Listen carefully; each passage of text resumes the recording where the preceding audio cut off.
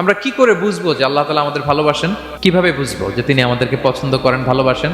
এটা বোঝার কিছু সিস্টেম আছে। এক নম্বর সিস্টেম হচ্ছে আপনি জাস্ট দেখুন যে আপনি নিজেকে কোন কাজে ব্যস্ত রেখেছেন, আপনি আপনাকে কোন কাজে ব্যস্ত রেখেছেন। আপনার লাইফস্টাইলের দিকে তাকান, লুক অ্যাট ইউর লাইফস্টাইল, আপনি নিজেই বুঝে যাবেন। আপনি যদি দেখেন যে না, আপনার ভালো ভালো কাজে আপনার ব্যস্ততা, আপনার এঙ্গেজমেন্ট ভালো লোকদের সাথে, আপনার সার্কেলটা ভেরি গুড সার্কেল, ভালো কাজে আপনার মন টানে, আপনি ভালো কাজ করেন, যদি আপনার কার্যক্রম এরকম হয় তাহলে বুঝে নেবেন আল্লাহ তাআলা আপনাদেরকে ভালোবাসেন।